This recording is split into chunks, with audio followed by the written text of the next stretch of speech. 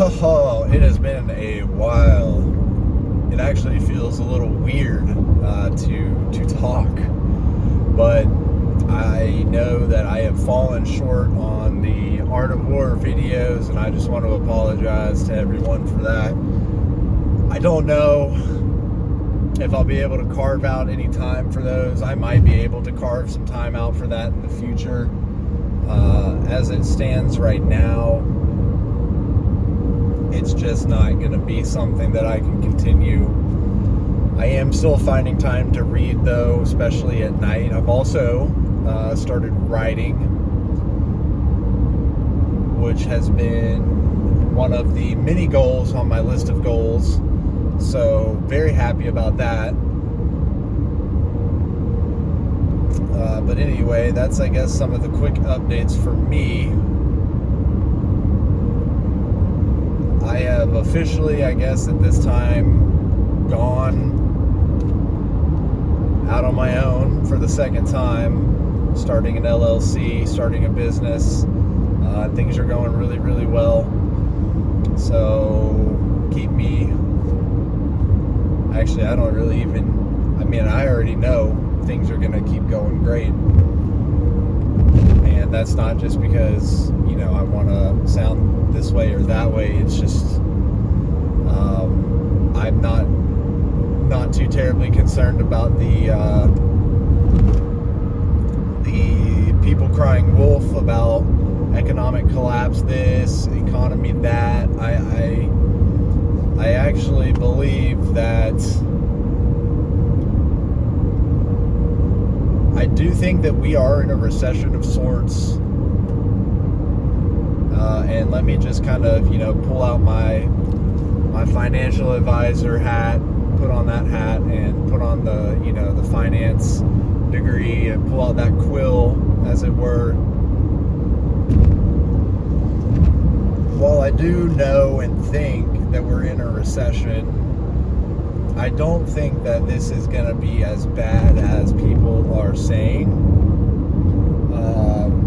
Because the people who want to run around and say the sky is falling, which in this case is the metaphor for the U.S. is on top and it's not going to stay on top, and petrodollars this, and Russia that, and Xi Jinping this, and if you look at global economic trends and historical trends and changing world orders and blah, blah, blah, blah.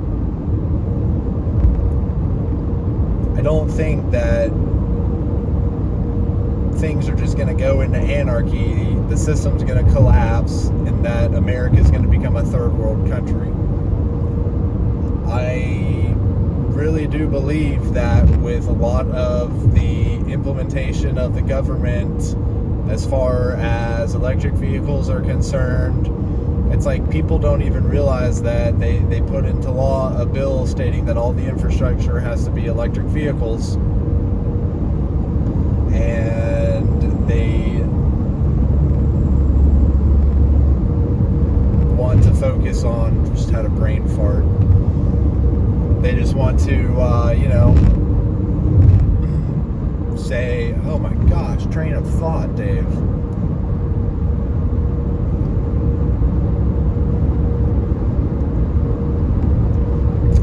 It's so interesting, like, that I was just reading, or I've been reading The Sense of Style by Steven Pinker.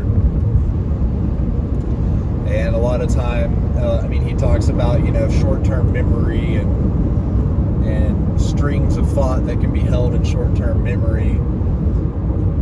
And I guess I lost one of those. You can only do so much at the same time. But when it comes to the economy crashing, I don't think that, people... So, here it is, picking right back up where I left off. So, yes, electric vehicle infrastructure, but also things that have been signed into law, like crypto.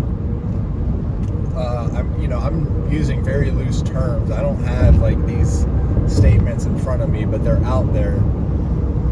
And those people, if you're in the know, you're in the know. You keep up enough to know that I'm talking about what is going on. Es verdad. It's true. So, U.S., of course, wants to have their own version of a cryptocurrency, state control. Now, there's a lot that's going to be, there's a lot to fear in this regard, and you've got your conspiracy theorists out there who they have no problems shouting like, oh, well, the government can control your money and your bank account, and they can put an expiration date on the money that they give you, and they can universal basic income, like, you're gonna have to spend it, and okay, so what? They've got a solution to the problem of our unfortunately or fortunately, that the way that our system is structured is for growth, and without growth the system enters entropy or stagnates, maybe not entropy, and then you have deflation, or worse, stagflation, stagflation. I don't want to describe any of these technical terms, but stagflation would be really terrible, because what would we do to find the catalyst? I mean, at least there's enough forethought going into some of this stuff to say, hey, remember what happened in 1971 with Nixon and the gold standard and petrodollars, and everyone knows about this now because you've got everyone talking about how, like, this is the end of the world and a changing world order, and China's going to be on top. Well, listen, talk to any baby boomers and they're going to tell you that this same thing has been going on since they can remember, that there's always doomsayers and naysayers.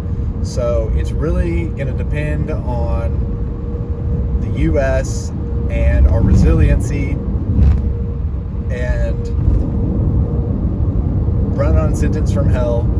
And essentially what is happening is, hard times create strong men create easy times, which create weak men. So we're living the cycle, and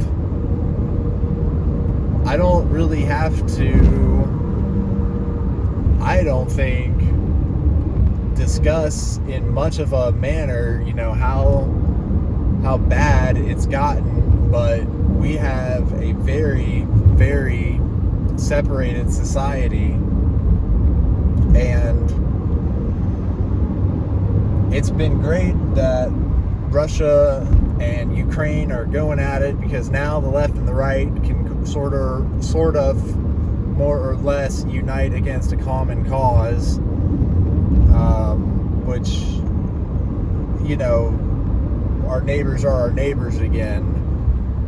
That was a big thing that a lot of people and sociologists were really studying, was that very fact, that why is America so tense and up in arms against each other, is because we're very tribal, right? Tribal, and we have to find a common enemy.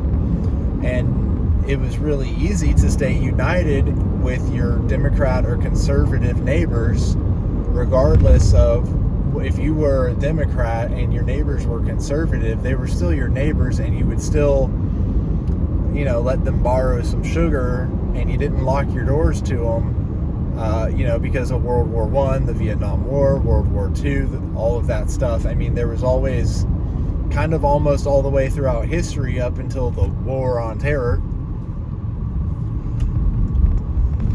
we have always sort of had a united enemy. And this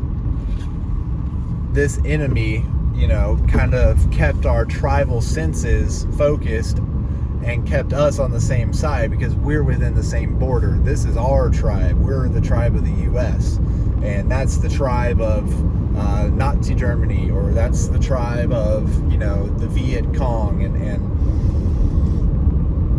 there's always been some form of uniting force.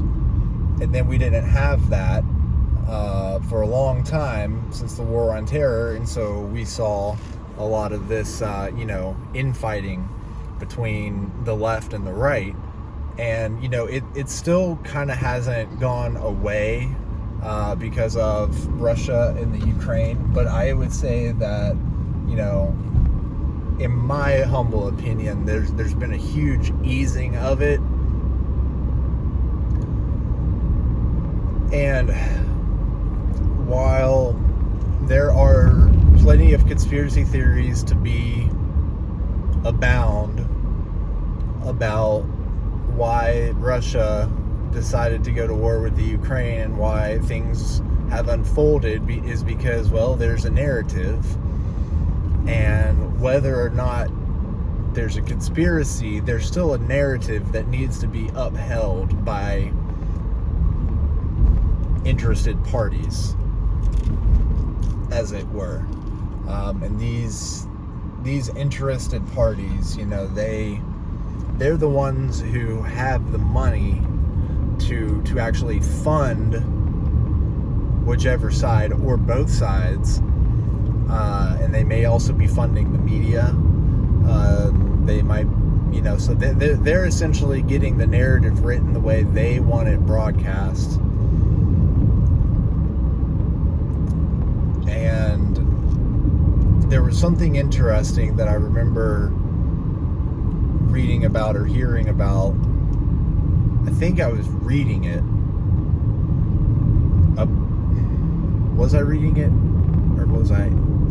It might have been an interview. It might have been a podcast.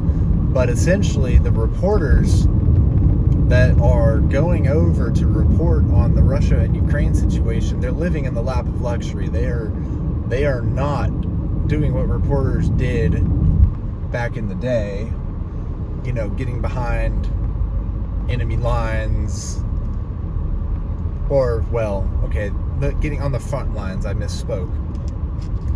They weren't putting themselves in harm's way, and if they even if they weren't putting themselves in harm's way, they were still not in the lap of luxury.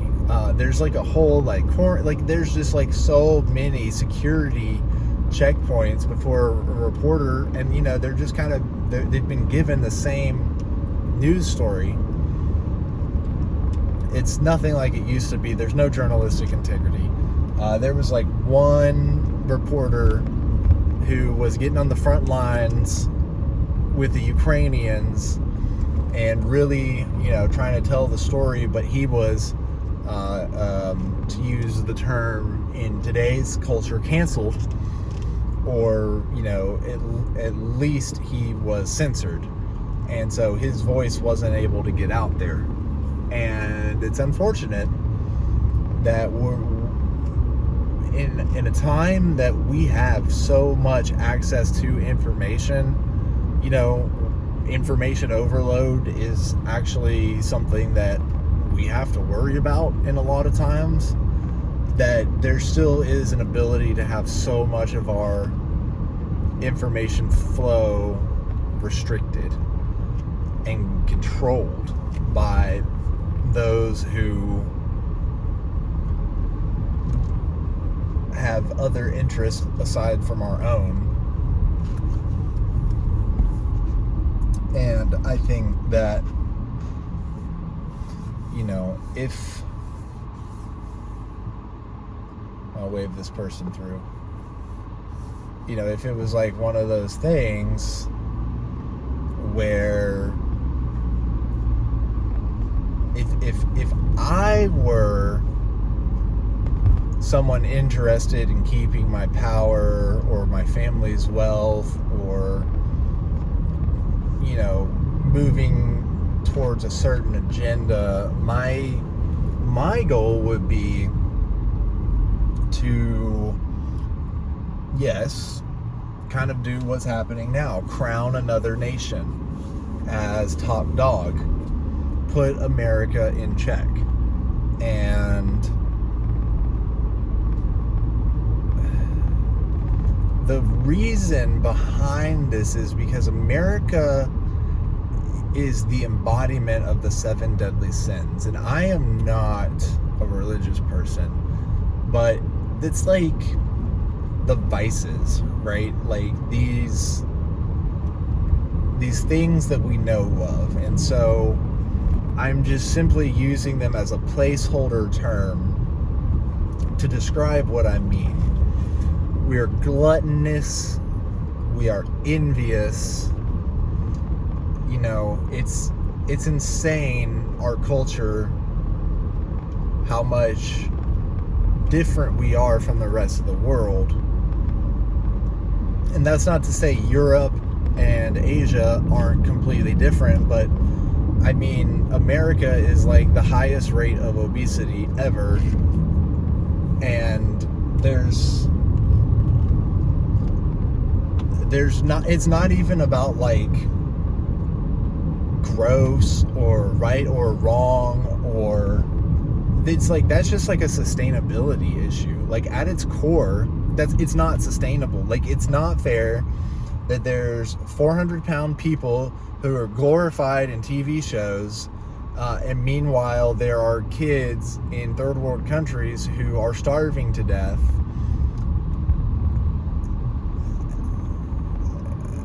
I can't wrap my head around it. Globalization is the thing. We get our fruit and we get meats from China. There is no reason why there cannot be some form of truly universal basic income. And this isn't some utopian thought or where is John Galtian idea. This is just simply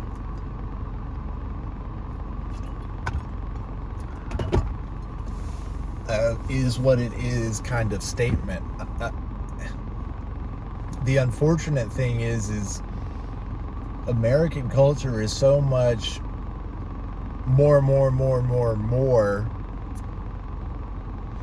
that it doesn't stop to think about why. And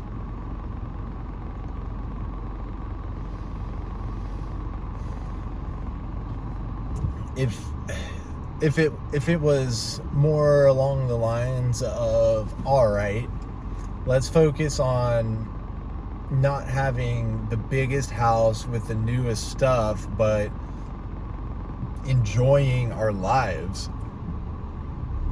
This consumerism culture is killing us, whether we want to admit it or not. And so if I were one of these interested parties with lots of money and I was a little bit eccentric, and I thought that everyone needs to be fed and nobody needs to eat meat,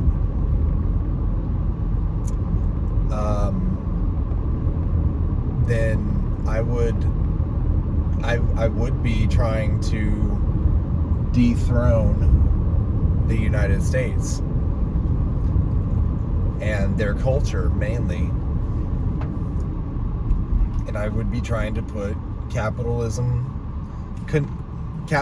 consumerism in check, because I believe that there is a way that could be done, and there could be a true universal basic income, and everyone could more or less have an equal opportunity, right? Equality of opportunity does not mean equality of outcome, etc. Past performance is not indicative of future results. However,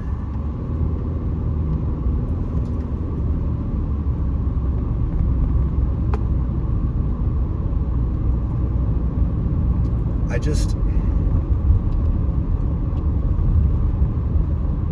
just feel like that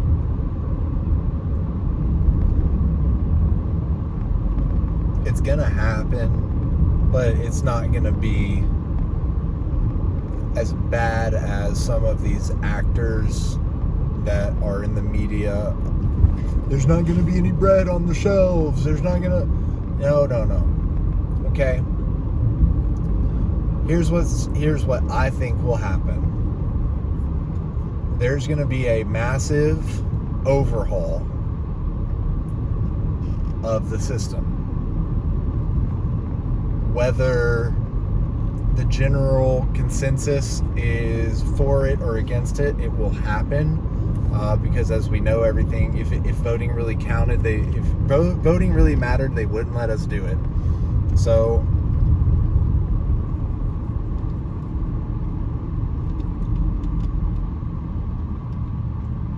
what's going to happen is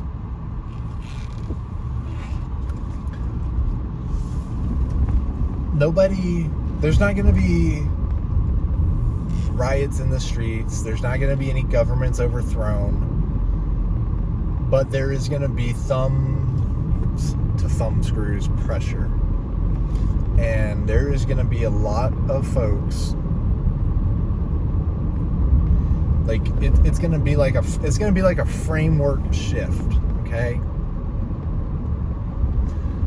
We got the people at the bottom and the people at the top.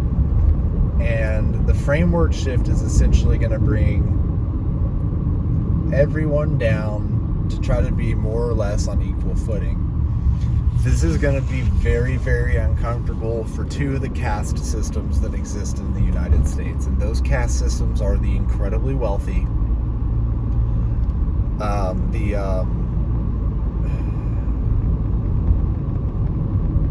God, what was it?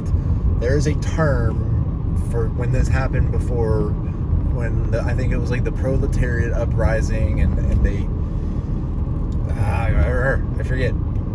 I've had other videos about it. So, two things are going to happen. The poor are going to get a lot more poorer, or suffer a lot more, or they're trying to figure out a way to curb that. But like the true 1% of the world, the upper echelon, you know, not in the sense of like, oh, you were born in America, you're automatically in the 1%, because like a lot of that is true, like if you think about it on a global scale. But more along the lines of, no, like the accountants, the doctors, the lawyers, the C-suite executives, like a lot of these people who work 80, 90, 100-hour weeks and are working all of the time, because they're in a keep up with the Joneses mentality, they're gonna suffer. Not the politicians, not the truly wealthy and rich and powerful.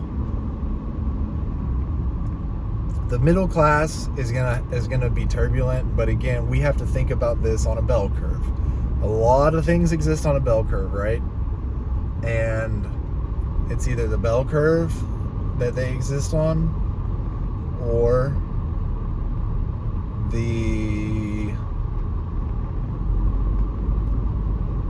Pareto distribution, I guess. And this one's more of a bell curve, so I'm doing that, heading the bell curve. I was doing it, I wasn't paying attention. I had to see what it looked like, because I'll never watch this video. I hope you enjoyed it though, so if you made it this far, please, for sure, give me a like and hit that subscribe button, because when I do drop these videos, they're gonna be fire. Now, but on a real note, it's just gonna be a framework shift, and they're just gonna make it so that we're more in lockstep with the rest of the world. We're gonna look more like Europe, and we're gonna have to get used to a new way of living. So I hope you're ready for it.